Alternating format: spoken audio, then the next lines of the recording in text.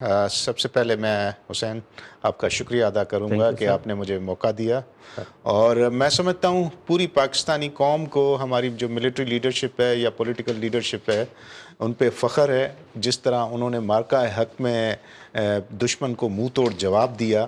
میں سمجھتا ہوں ہمیں فخر ہے اپنی فوجی جوانوں پر، جنہوں نے اپنی قربانیاں بھی دی، اور لیکن دشمن کو ایسا منہ توڑ جواب دیا کہ آئندہ میں نہیں سمجھتا کہ کئی سالوں تک وہ ہمت کریں گے کہ پاکستان پہ دوبارہ حملہ کریں۔ بالکل ٹھیک. آپ کا دوسرا سوال تھا کہ پاکستان میں مارکہ معیشت بھی ہونی چاہیے۔ جی یقیناً ہونی چاہیے۔ ہم چاہتے ہیں، پاکستان پیپلز پارٹی کا شروع سے یہی سلوگن ہے کہ سب پولیٹیکل پارٹیز کو کوئی چارٹر آف اکانومی پہ سائن کرنا جی چاہیے جس میں جی ساری پولیٹیکل پارٹیز ہوں۔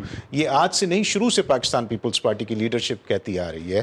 تو میں سمجھتا ہوں اس میں سب پولیٹیکل پارٹیز کو مل بیٹھ کر اس پہ بات کرنی چاہیے، اور کچھ ہمارے دوست انفارچونیٹلی ایسے باتیں کرتے ہیں کہ بھائی ہمیں فلاں پارٹی کے ساتھ نہیں بیٹھنا، ہمیں فلاں پولیٹیکل لیڈرز کے ساتھ نہیں بیٹھنا۔ جی یہ میں سمجھتا ہوں ڈاکٹر صاحب یہ ایک افسوسناک عمل ہے۔ سر. پولیٹیکل آدمی کو ڈائلاگ کرنا پڑے گا، رائٹ. پولیٹیکل لیڈرز کو بات کرنی پڑے گی، اور میں سمجھتا ہوں کہ یہ وقت آ گیا ہے کہ وہ بھی تھوڑا سمجھ سے کام لیں، اور پولیٹیکل پارٹیز ساری لیڈرشپ، پیپلز پارٹی تو یقیناً ان سب کو دعوت دے رہی ہے، تو میں سمجھتا ہوں ان سب کو مل کے اس پہ پولیٹیکل لیڈرشپ جو بھی ہے وہ مارکہ معیشت پہ کوئی بالکل ایگریمنٹ کرنا بالکل صحیح چاہیے۔ بات. ابھی ایک امیج بلڈنگ بھی پاکستان کی ہوئی ہے، پرسپشن کریشن بھی ہوئی ہے کہ پاکستان ایک اسٹرانگ ملک ہے، ایک سیف اینڈ سیکیور ملک ہے. تو آپ کیا سمجھتے ہیں کہ جو نیو انیشیٹوز خاص طور پہ لیے جائیں جس کے تحت FDI آئے، انڈسٹریل گروتھ ہو، خاص طور پہ سندھ میں، آپ اس پہ کیا انیشیٹوز لے رہے ہیں؟ دیکھیں یقیناً پاکستان کا اسٹیچر بہت بڑا ہے، اور آپ نے دیکھا جیسے ہم نے بات کی مارکہ حق، اور جو ابھی مڈل ایسٹ کرائسس ہوئے ہیں جی ان میں جو پاکستان نے رول پلے کیا ہے، جو اپنے کارڈز پلے کیے ہیں، وہ بہترین انہوں نے ایک کارڈز پلے کیے ہیں۔ تو میں سمجھتا ہوں آگے چل کے جو اکانومی ہے اس کو بہتر کرنے کا ایک بہت اچھا موقع ہمیں مل رہا ہے کہ ہم ڈائریکٹ فورن انویسٹمنٹ لائیں پاکستان میں، اور وہ اسی طریقے سے ہو سکتا ہے کہ ڈاکٹر صاحب ہم فیڈرل گورنمنٹ کو یہ چاہیے کہ ریفارمز لائیں، بالکل ٹھیک. اسپیشلی FBR میں، اسپیشلی ٹیکس ریفارمز کی میں بات کر رہا ہوں۔ جب تک ہم ٹیکس ریفارمز نہیں لائیں گے فورن ڈائریکٹ انویسٹمنٹ نہیں آئے گی، اور یہ موقع بہت اچھا ہے۔ آپ دیکھیں کہ مڈل ایسٹ میں کرائسس سے ہم فائدہ اٹھا سکتے ہیں۔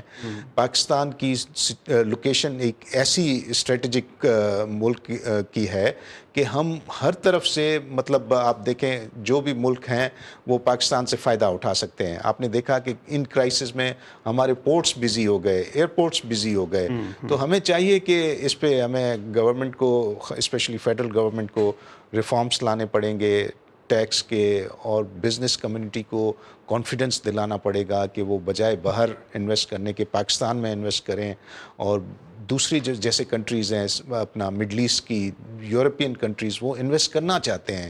یہ جو ہمارا سب سے بڑا انرجی کرائسس ہے اس کو ختم کرنا پڑے گا، اس میں ریفارمز لانی پڑیں گی۔ تو اس میں سمجھتا ہوں کہ اس وقت وہ فیڈرل گورنمنٹ کو چاہیے کہ وہ اس میں کام کریں۔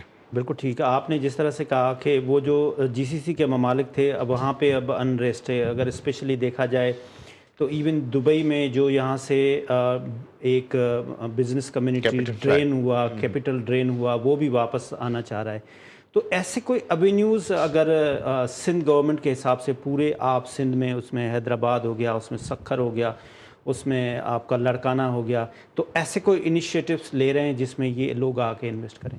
جی بالکل. دیکھیں کراچی کی نیچرلی ایسی لوکیشن ہے، جو ملک کا واحد سی پورٹ وہ کراچی میں موجود ہے، اور اس سے ہم فائدہ اٹھا سکتے ہیں۔ ہم نے نئے انڈسٹریل زونز بنانے جا رہے ہیں، میں اسپیشل اکنامک زون لاڑکانہ کی بات کروں گا، جس کی ہم نے الاٹمنٹ بھی شروع کی ہے، اور وہاں پہ کافی لوگ کراچی سے انڈسٹریلسٹ انٹرسٹ لے رہے ہیں، اور مجھے یقین ہے کہ وہاں پہ جلد کام شروع ہو جائے گا۔ اور کراچی میں نئے انڈسٹریل زونز آ رہے ہیں کافی، اپنا DHA انڈسٹریل زون، اور اپنا دھابے جی انڈسٹریل زون SEZ آ رہا ہے، تو اس میں لوگ کافی انٹرسٹ لے رہے ہیں، اور میں سمجھتا ہوں کہ آپ آئندہ 3-4 سالوں میں کافی ڈیولپمنٹ دیکھیں گے۔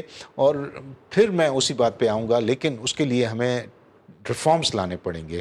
فیڈرل گورنمنٹ کو چاہیے کہ وہ ٹیکس ریفارمز لائیں تاکہ بزنس مین کمفرٹیبل فیل کرے, اور بجائے ٹیکس نیٹ ہمیں چاہیے کہ ٹیکس نیٹ بڑھائیں.